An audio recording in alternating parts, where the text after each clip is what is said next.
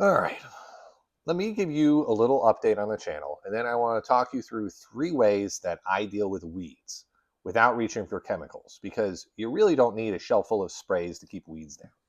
First, though, who I am. I am Connor. I am the guy behind Lawn Care Larry. I'm not the face of the channel.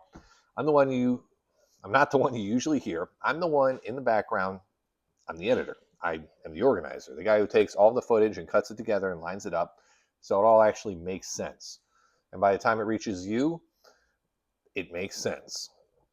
Quiet work, nobody really sees it, most of what's going on behind these videos. So I want to give a little bit of an update on the channel. It's been a busy stretch back here, genuinely. We've filmed a real pile of stuff lately, and now it's sitting waiting for me to edit it. So my evenings have become the same thing on repeat.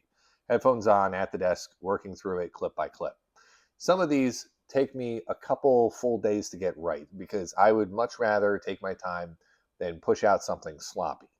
The point is, there's a lot more coming your way than usual. So if it ever feels quiet on this channel between uploads, that's not the channel slowing down. That's just me back here making sure each one's actually good. And thank you, honestly, for sticking with the channel. I read the comments. Even though I'm the guy in the background, it keeps me at the desk late at nights. I really appreciate it. But all right, weeds without chemicals. 3 ways, and you can start any of them today. First way to deal with weeds without chemicals is the most obvious, but people do it wrong. You have to pull them out properly. The key word is properly, because if you just snap off the top of a weed and leave the root in the ground, it grows right back, sometimes even stronger. So you want to get the whole root, especially the ones like dandelions that have a long tap root going straight down. The trick is to do it when the soil is moist, like after a rain or a watering, because then the whole root slides out instead of snapping off halfway. A little weeding fork or one of those long handled weed pullers that you push down and twist makes it much easier on your back. And here's a big one: get them before they go to seed. One single weed allowed to flower and seed turns into 100 weeds next time. So stay on top of it. Walk the lawn regularly and pull up the new ones while they're small. A few minutes here and there beats a massive battle down the line. And don't be discouraged if the tough perennial ones, your dandelions, your dock, your bindweed, they come back a time or two, or even after, yeah, after you pull them. Some of those have deep, stubborn roots, and you might have to get after them a few times before they finally give up. The trick is just persistence. Catch the regrowth while it's small and weak. And whenever you pull a weed out and leave a bare little hole behind, drop a pinch of grass seed into it. Otherwise, you've just made a perfect open spot for the next weed to move into. Second way, boiling water. This one is brilliant for weeds that are coming up in the cracks of your driveway, your patio, your paths, the gaps between the paving. You literally just boil the kettle and then pour the boiling water straight onto the weed. It cooks it, kills it right down to the root, and it costs you nothing and puts not a single chemical down. Give it a day, and the weed goes brown and dies right off. You know, one important thing: boiling water doesn't know the difference between a weed and grass, so it kills whatever it touches. And so this one's strictly for hard surfaces and paths, so not for weeds sitting in the middle of your lawn. But for all those cracks and edges where weeds love to pop up, it's about as easy and cheap as it gets. For the really stubborn ones in the paving, you might need to give them a second dose a few days later, but it gets there in the end. So you pour it carefully, and you'll keep your paths and driveway clear without a drop of weed killer anywhere near your kids, your pets, or your veg patch. The same goes off.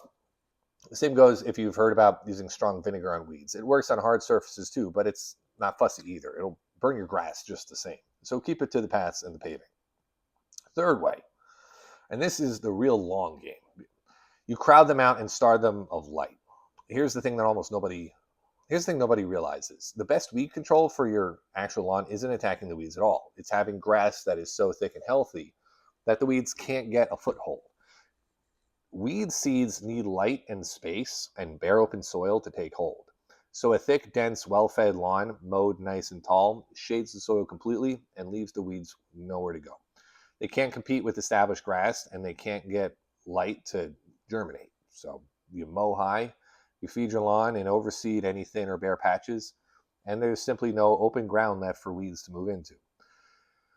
And for your garden beds and bare areas, it's the same idea. Smother the ground. A good thick layer of mulch or even sheets of cardboard laid down and covered over blocks the light completely so that weeds just can't grow underneath.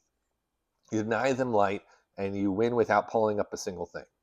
And while you're at it, fix whatever let the weeds in to begin with. 9 times out of 10, it's a lawn that has been mowed too short or thin, or hungry or compacted soil, the exact conditions weeds love and grass hates. So you sort those out, mow higher, feed it, loosen the soil, keep everything thick.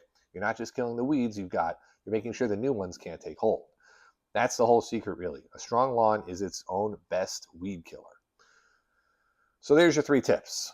Pull them properly at root and all before they seed, boiling water for the cracks in the paths, and the big one, crowd out the weeds with a thick, healthy lawn and smother any bare ground so they never get started in the first place. Do those 3 and you will keep weeds down without a single chemical. And your lawn ends up healthier for it, on top. So that's the update. And that's your tips for today. Thank you for sticking with the channel.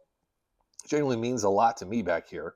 There's loads more on the way, and I'm working on it. So go get after those weeds and do it the natural way. And I'll catch you in the next video.